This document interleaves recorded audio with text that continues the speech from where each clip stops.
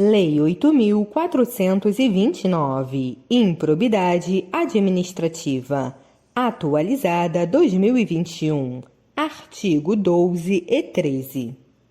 Capítulo 3, das penas.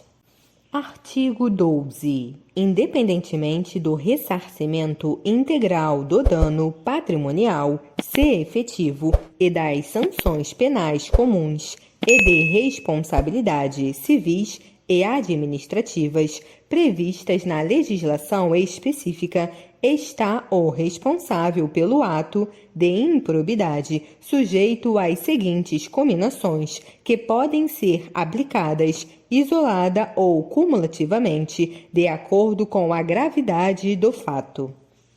Inciso 1.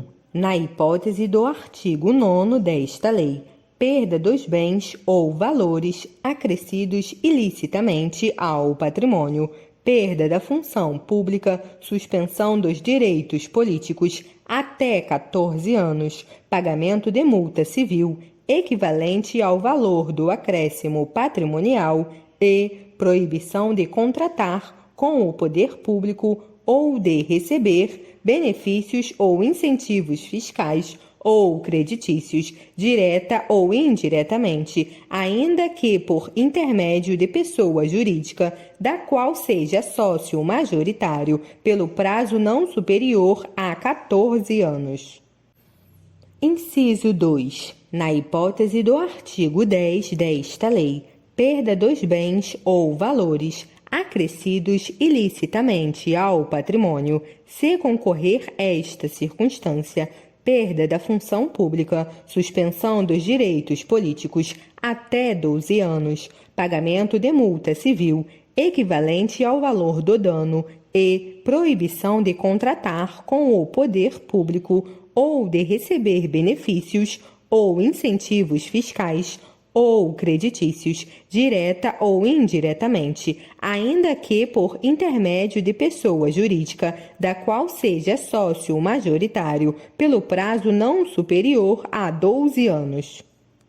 Inciso 3. Na hipótese do artigo 11 desta lei, pagamento de multa civil de até 24 vezes o valor da remuneração percebida pelo agente e proibição de contratar com o poder público ou de receber benefícios ou incentivos fiscais ou creditícios, direta ou indiretamente, ainda que por intermédio de pessoa jurídica, da qual seja sócio majoritário, pelo prazo não superior a 4 anos.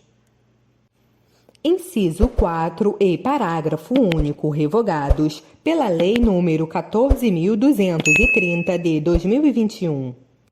Parágrafo 1º. A sanção de perda da função pública nas hipóteses dos incisos 1 e 2 do caput deste artigo atinge apenas o vínculo de mesma qualidade e natureza que o agente público ou político detinha com o poder público na época do cometimento da infração, podendo o magistrado, na hipótese do inciso 1 do caput deste artigo e, em caráter excepcional, estendê-la aos demais vínculos, consideradas as circunstâncias do caso e a gravidade da infração.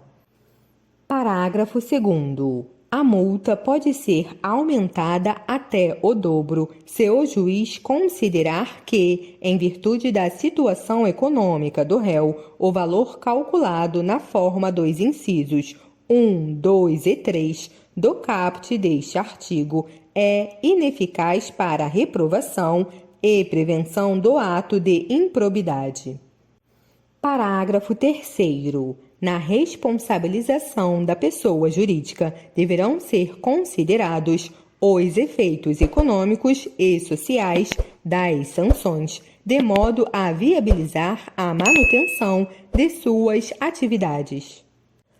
Parágrafo 4º. Em caráter excepcional e por motivos relevantes, devidamente justificados, a sanção de proibição de contratação com o poder público pode extrapolar ou ente público lesado pelo ato de improbidade, observados os impactos econômicos e sociais das sanções, de forma a preservar a função social da pessoa jurídica, conforme disposto no parágrafo 3º deste artigo.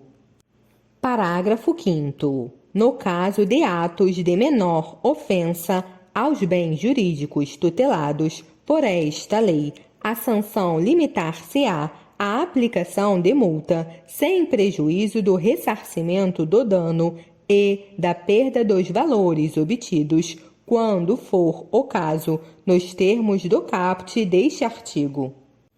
Parágrafo 6º. Se ocorrer lesão ao patrimônio público, a reparação do dano a que se refere esta lei deverá deduzir o ressarcimento ocorrido nas instâncias criminal, civil e administrativa que tiver por objeto os mesmos fatos.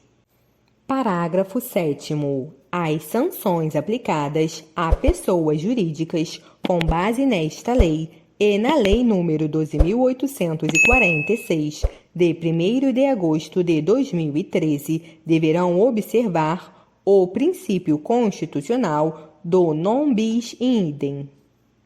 Parágrafo 8º. A sanção de proibição de contratação com o poder público deverá constar do Cadastro Nacional de Empresas Inidôneas e Suspensas, de que trata a Lei nº 12.846, de 1º de agosto de 2013, observadas as limitações territoriais contidas em decisão judicial, conforme disposto no parágrafo 4º deste artigo. Parágrafo 9º.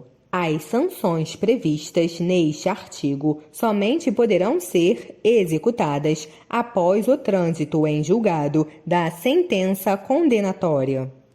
Parágrafo 10. Para efeitos de contagem do prazo da sanção de suspensão dos direitos políticos, computar-se-á retroativamente o intervalo de tempo entre a decisão colegiada e o trânsito em julgado da sentença condenatória.